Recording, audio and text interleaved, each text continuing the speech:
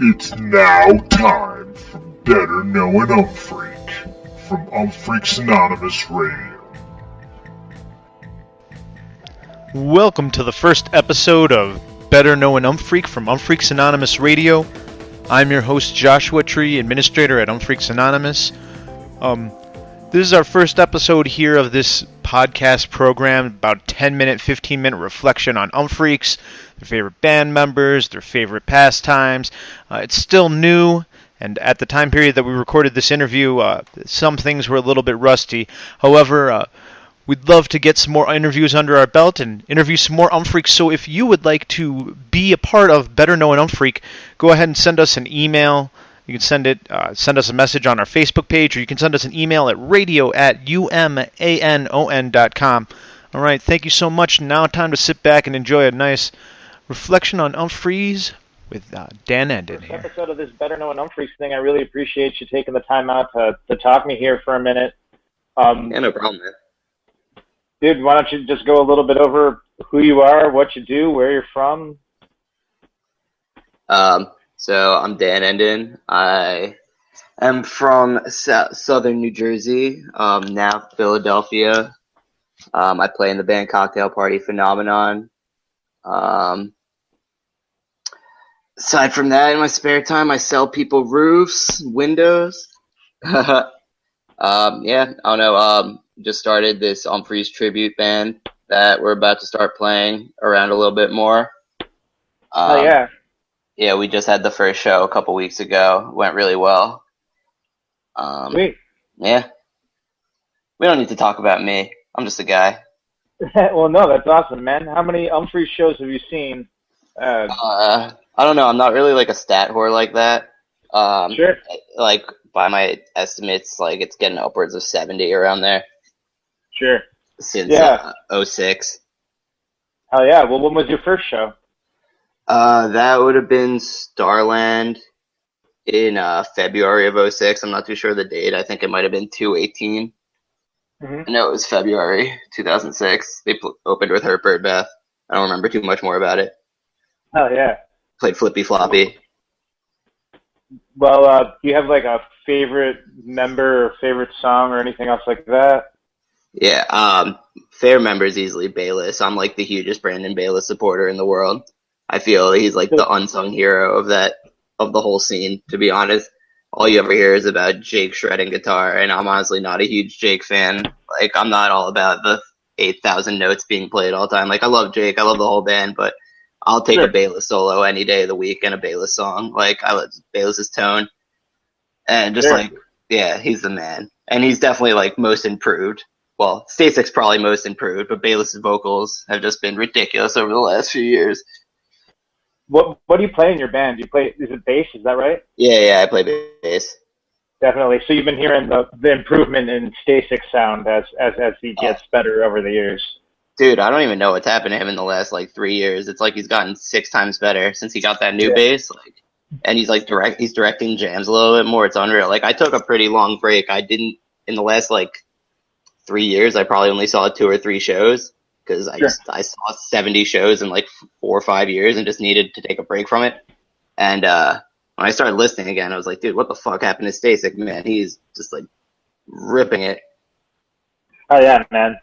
Yep, definitely stepped it up a notch. He's killing it these days. Yeah, and since since Browning stopped being their sound guy, what's the new guy? Chris Mitchell.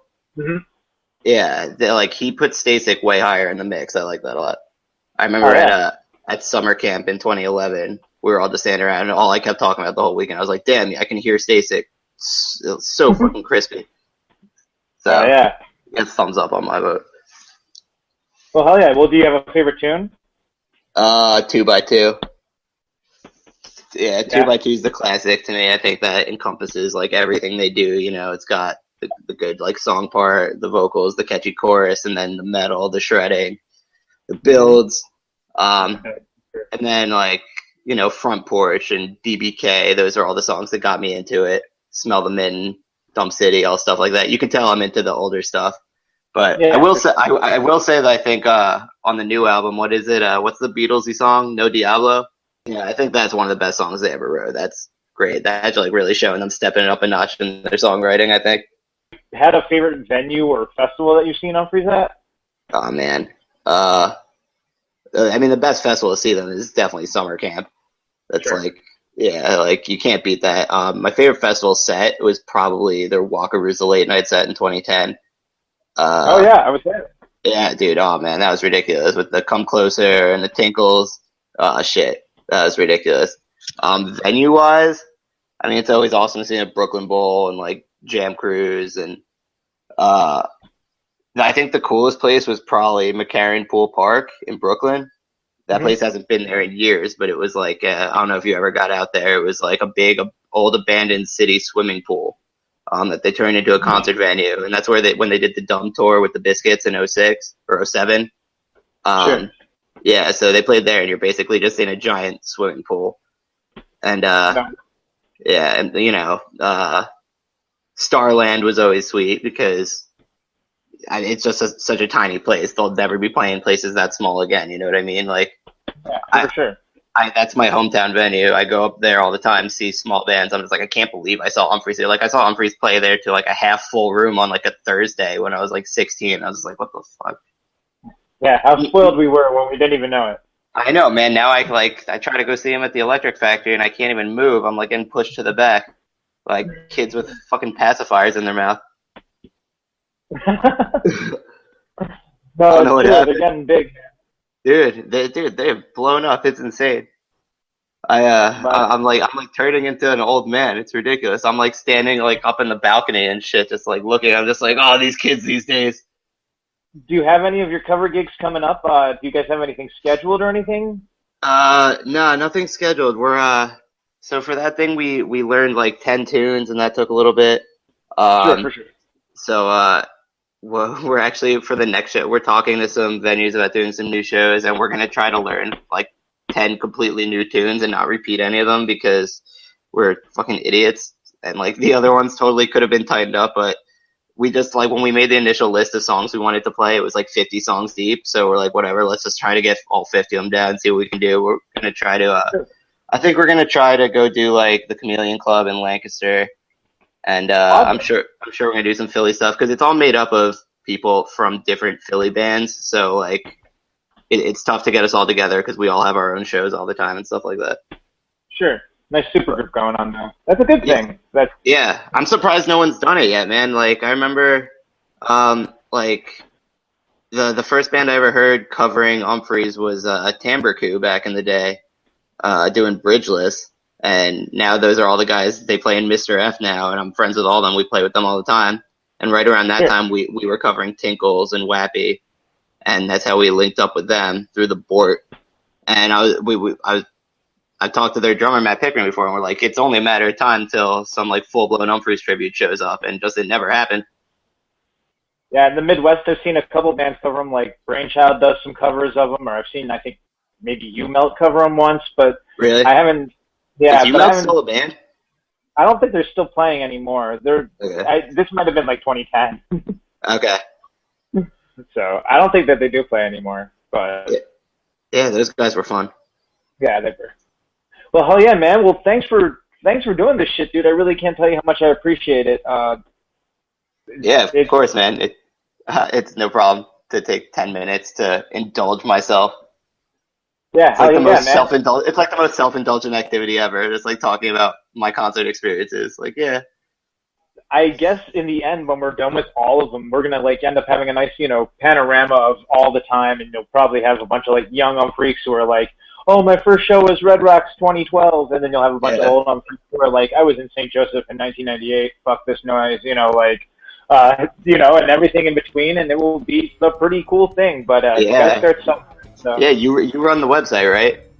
Yeah. Yeah, so like we get like those end of year surveys, and there was like the summaries of them. I think it might have been this year when it asked what everyone's favorite album was, and there was just like a massive percentage on Mantis, and I was just like, what the fuck happened? Like, how is that possible? I was just like, I was so confused. So I can't wait to hear the other ones. There's gonna be kids like, oh man, I love Death by Stereo, and we're like, what world do we live in right now? Well, that's the deal, man. I mean, obviously there was like big on Anchor Drops. And then in 2009, big on Mantis, and then they haven't really had a big album, since then. I guess that really held together too well. Maybe Sim with Skim will be that album, but I don't really know. When was Safety in Numbers? Like 2007, I think. 2007 Yeah, or 2000. I think that's their best album. Yeah, it's a great disc. That was the first time I heard them. Was that album? My buddy showed me. My buddy Sam Lowe and his sister works for them, Rachel Lowe, and I don't know what she does for them. I think she makes their merchandise or something. I don't know. She works in the office. I'm sure somehow I'm gonna get a message about this. Of just how do you not know what I do? I don't know. I'm pretty sure she's in Mark, bro. Yeah, I don't know. It was sweet though, dude. Back in the day in high school, I'd be over at his house, and all of a sudden a big box would show up in the mail full of Umphreaks merch, and we're like, "Fuck yeah!" That's how it starts, man. Yeah. Hell yeah. Well, Yeah. fuck yeah, man. Well, thanks so much, bro. I really appreciate this. All right, cool, man.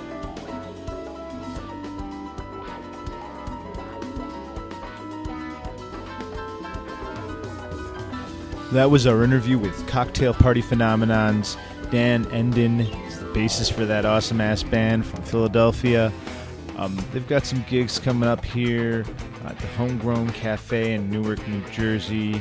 Looks like around Halloween time. And then we've got the Old Bay Cafe there in New Brunswick, New Jersey in December.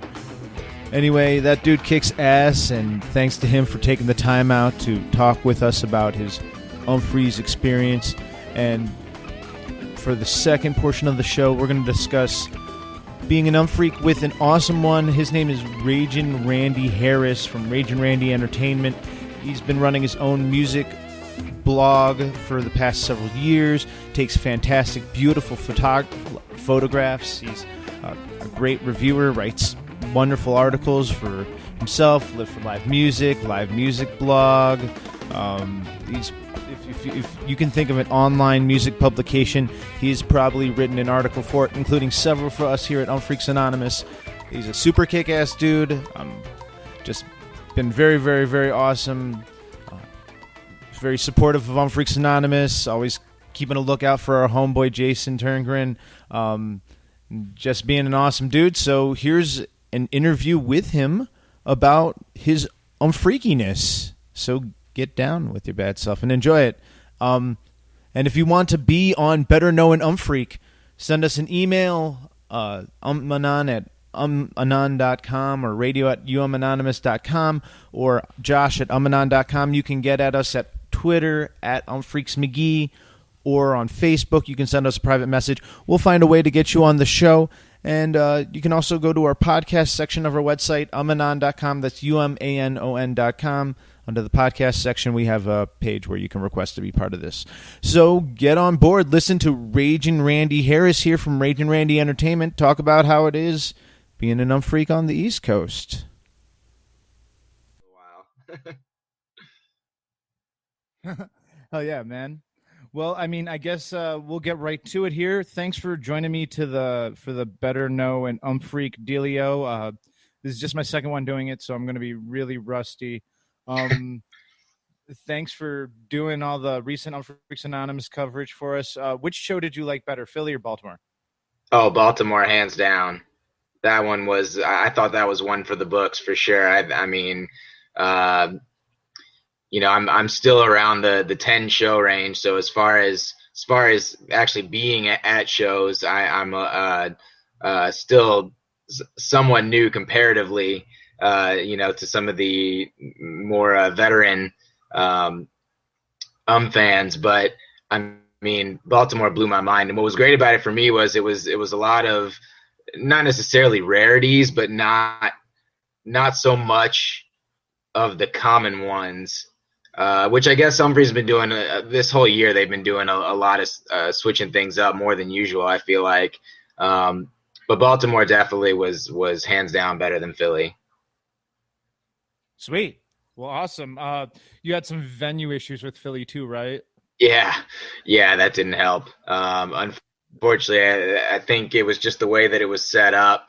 If you weren't on that first level, it was extremely difficult to hear or see anything. And especially since I had to walk around to different places to try to get photos, I couldn't hold down a spot. I feel like a lot of people found a spot and kept it because if they leave it, then it's going to get taken and then you're screwed. But I couldn't, I couldn't get a home base, For sure. Well, you'll definitely lose it if you move. I feel you. Right. And yeah, you had to be moving. Thank you so much for those photos too. They were so beautiful. Yeah, when I'm was your glad they turned first out well. Umphreak show? My first Umphreaks show was 2010. I know it was in September. I don't remember what the exact date was, but I know it was 2010 in September. And actually, my dad took me. I've been to about half of the Umphreys shows that I've been to with my dad, because he's a big fan. Oh yeah.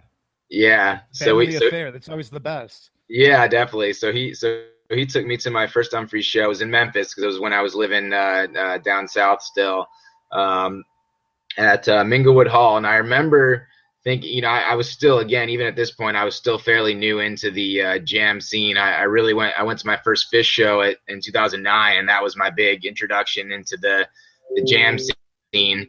And so I was still relatively new to it all at that point. And I remember thinking, at the beginning of that show, I kept hearing people going, yeah, I've been to this many shows and that many shows, and 17, 18, 19. And I was talking to my dad, and I was like, I can't imagine seeing this band, 18, 19, 20 times. And now I'm at 10, and, in just a few years that I'm racking them up every year and thinking, hell yeah, I want to get to 20. I want to get to 30. So, yeah, but it was definitely a big turning point in my view of live music. Awesome. Hell yeah. Well, was Umphreys then like your first jam band show? What was your first jam band show? Fish? First jam band show was Fish in 2009. I was living in Madison, Wisconsin, and a couple of my buddies went down to Cincinnati for so that was the summer tour was their first tour back, and then the fall tour was the one that I saw them on in Cincinnati. And that totally blew my mind and changed my perspective. And then I started finding out that there was more to the scene than just Fish, and Umphreys was a big part of broadening that horizon and realizing that it's not just like the mellow jams, and it's not even the complex jazzy stuff. There's a whole broad spectrum that even one band, not just multiple bands, can hit in a show. And so Umphreys was that show specifically was a big part of expanding what a live show could be for me.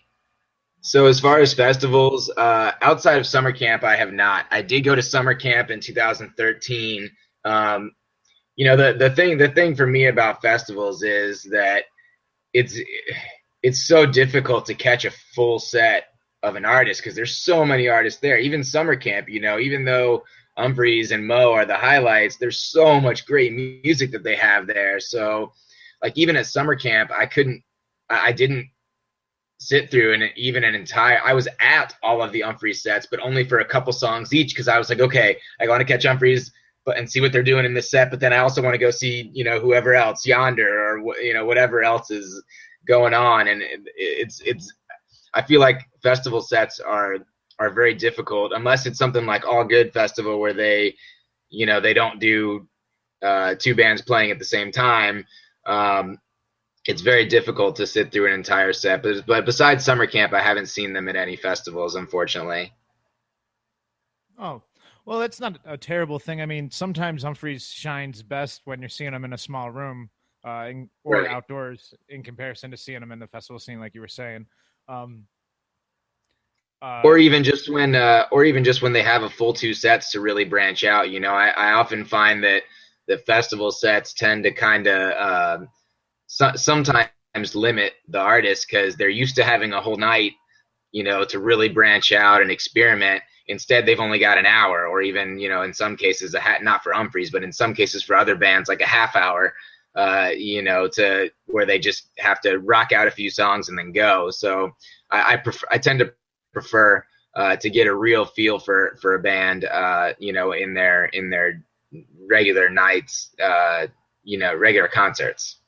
What is your favorite venue that you've seen Umphreys in? Oh man. Or where have you seen them most to start with? Where have you seen them someplace repeatedly in the 10 shows you've seen? Yeah, mostly in Memphis. Well, the 10 show sort of includes the summer camp, the 3 sets, even though I was never at a full one. Without that, it would be closer to like 7 or so. But yeah, I saw them a second time in Memphis. In I guess that must have been 2012, and they haven't come back since. I was hoping it was going to be an every other year type of thing, but they haven't come back to Memphis ever since. And now I left, so it's not a big deal. Sure. Yeah. But yeah, Memphis. yeah. Well, yeah. Well, but I did see them twice at that same venue, and they were 2 very different shows. To be perfectly honest, I mean they were 2 years apart, so a lot can happen to a band in 2 years, but they're 2 very, very different shows, which was cool. But I gotta say that I did see them at the Ryman, which is pretty cool. Just this past February. So that was pretty awesome at the Ryman in the Ryman Auditorium in Nashville. Oh, Ryman, awesome. Yeah, the church. So yeah, that was a pretty cool experience. But to be perfectly honest, just something about the sound at the Pier 6 Pavilion in Baltimore where I just saw him.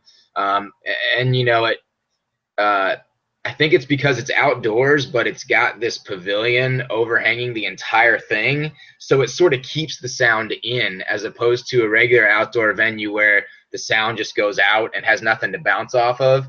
It sort of has almost like a roof, but with no sides, so you still get that outdoor feel with the breeze flowing through and you're right on the water. But at the same time, there that roof pavilion tucked inside, and it was really awesome. It made for a really great environment especially for a rock show, and especially for an Umphreaks show. So I would have to say that Pier 6 Pavilion in Baltimore is my favorite venue that I've seen them at so far. What's your favorite Umphreaks song? Oh, I'm a Booth Love guy. That's my yeah. See, I mean I really dig the jazzy, laid back feel of it, and it usually it puts me on another level. Like something to be perfectly honest, I don't even quite understand the words that well, but something about that laid back feel just puts me on another level. And every time I go see him, I'm like, even though I saw it last time, I want to Booth Love, Oh, yeah. So, but something about that airy, jazzy feel to it, just I don't know, it just lifts me up, and I love it every single time. I feel you, man. It definitely is a song that feels like gives them a lot of room to work with, because got a lot of spaces in between where they can just play around and develop a different jam out of it. And you're right, it's very groovy, laid back. I totally agree with you. It's a good tune. It took me a while to appreciate it as much as I do now. I think it's an acquired taste. But yeah, no, I would agree, because again, I think it has to do with the fact that I was sort of a latecomer as far as Umphreaks goes. 2000, that was on their 2010 album, and that's already 12 years into their career. So it's more of a later tune. And so I think that sort of as a latecomer into their music, that's sort of why I gravitated to it. But even when that album came out, and my next favorite is Andy's Last Beer, which is from like their first album, I think. Yeah. So that's like my next favorite. So totally different ends of the spectrum, but my 2 favorite songs. And Puppet String, that's another one that I always look for. Sweet. Yeah, I always associate Booth Love with the whole entire, I think it came out at the same time as Linear. It doesn't sound like the Linear, but it sounds more like Comma Later and what else? Yeah. Deeper. All 3 of those tunes I think kind of have a similar vibe. And when grouped together, they kind of can have the most interesting sound. I like those tunes too. And then of course you can't go wrong with Andy's Last Beer and Puppet String. So good choices all around there, good sir. Thanks, man. Who's your favorite member? Do you have a favorite member? Do you play any instruments yourself? Oh man, I'm a Jake guy. I can't get enough of his guitar playing. It's unreal.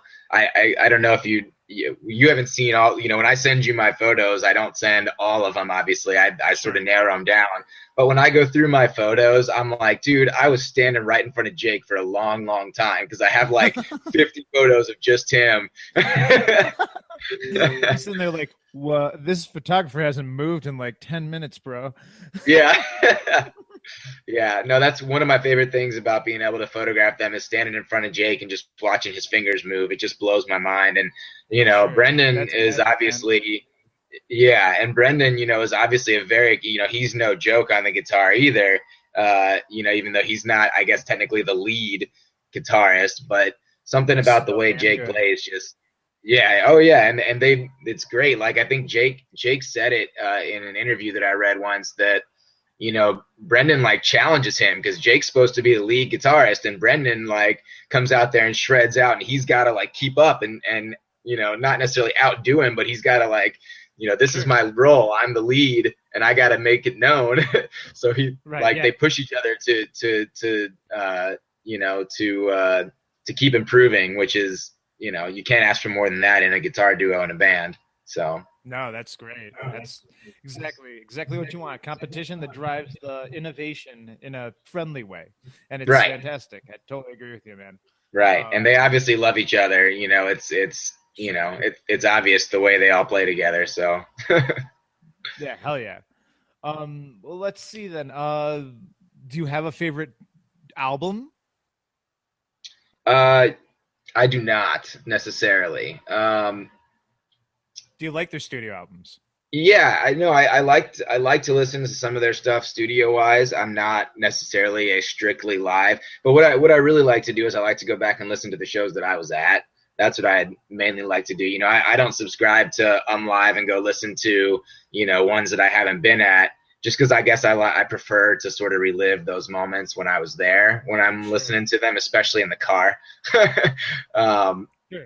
But no, I'm definitely not opposed to listening to their studio albums, especially as they've sort of grown into their musicianship. Especially over the past few years. Like Similar Skin was just a well put together album, I feel like, and even Death by Stereo was a little bit kind of all over the spectrum. But I don't really have a favorite studio album, I wouldn't say. It's not a surprise. I think a lot of people would have the same answer as you there. Right. Well, let's see. Are you going to hit up any Umphreys related events coming up here in the future? I know you just saw 2 shows. Right? 2, yeah. No, I've got 4 under my belt this year, which is that's a lot for me considering I've fantastic. got I mean, you see a lot of other music too. Yeah, no, I see a lot of other music, and no, I don't think I'm going to be able to catch much more this year because I think they're having sort of a relaxed fall. I heard because I think like one of them's getting married, another one's having a kid or something like that. Yeah, they've all got a lot of stuff going on this fall, and so I think I'm not going to make it to Halloween. I won't make it to New Year's because they'll probably do Atlanta. No, they're doing Denver, right, for New Year's. Denver. Okay. Denver. Yeah, New I won't be Year's. able. Good Come for crash on you, my but I couch, won't bro. be able to make it out there. Sorry. Said, come crash on my couch, bro. I would love to. I would absolutely love to. More than likely, though, my wife's from England, and we tend to go back to England to visit her family around Christmas and New Year. So I tend to miss out on a lot of great New Year shows because of that. But hey, I get to go to England. So. Yeah, did you say England, like London, England? Yeah, London. My wife's from London. Well, that's fantastic, dude. Better pull for another Brooklyn Bowl show. Yeah, I know, right? That'd be cool. That'd be really cool. I would love to get see them out there because they don't play overseas a lot, so that'd be really cool to catch one of those rare shows. But yeah, so I don't think I'm gonna be able to make it to much. I was gonna do Lock-In, but I can't make it to Lock-In anymore, unfortunately. My mother-in-law is coming to visit that weekend, and promised the wife that I would. Family first. Yeah, I promised the wife I'd stay in.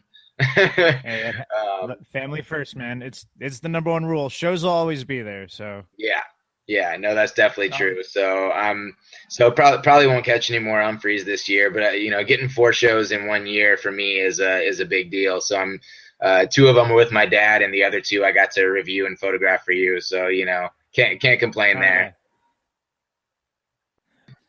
Well, so next music you are coming to see though is going to be Aquarium Rescue Unit and Fish. Are you writing for Rage and Randy for both of those as well?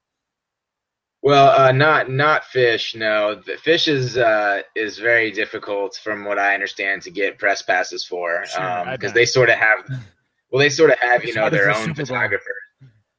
Right. Well, they sort of have their own photographers that tour with them. Dave Van, and recently they've had this other lady, Renee something. So it's difficult to get photo passes, and if I'm going to write about it. Generally, the rule, with some of the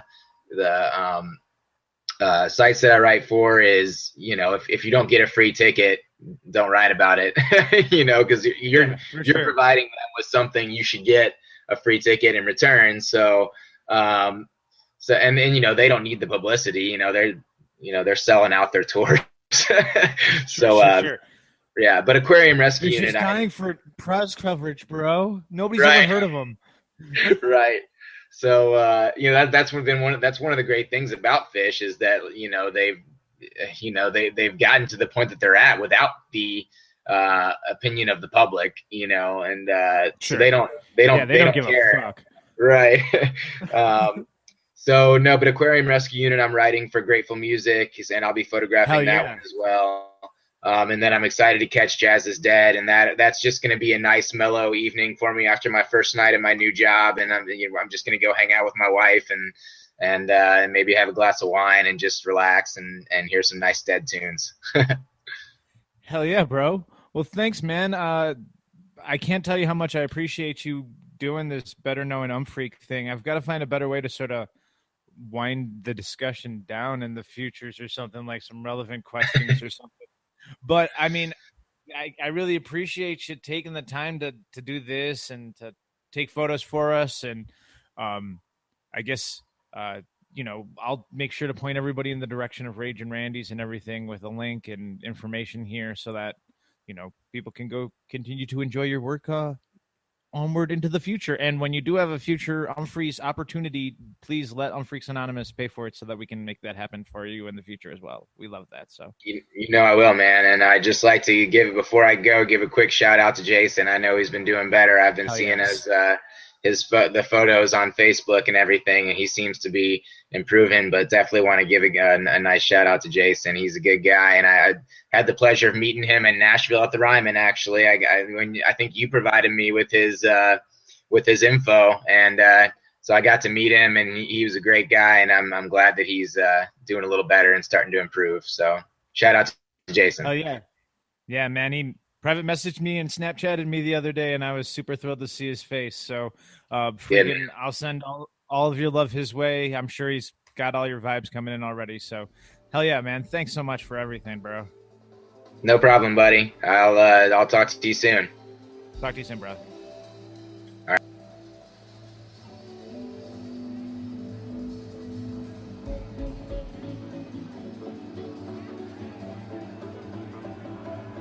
Thank you for listening to a somewhat rusty, somewhat hastily, not so hastily put together episode of Better Knowing Umphreak.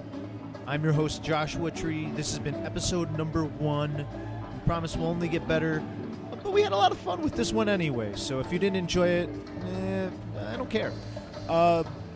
If you want to be a part of this, please hit us up on our Facebook page or hit us up at Twitter at UmphreaksMcGee. We also have a website, umanon.com. In the podcast section, you can sign up on the link. Want to give an additional shout out to Dan Enden of Cocktail Party Phenomenon, bassist extraordinaire and awesome dude from the East Coast. And then our homie Raging Randy from Raging Randy Entertainment, Randy Harris. He's the man, super awesome guy. Also, if you want to check it out and help out our homie Jason Turngren, who we mentioned during the show, we have a post about him or any information about him on every single post on our Facebook page, Umphreaks Anonymous. thank you once again for tuning in. I'm your host, Joshua Tree. We love you. Tune in again, and we'll be talking to a bunch of you here soon, I'm sure.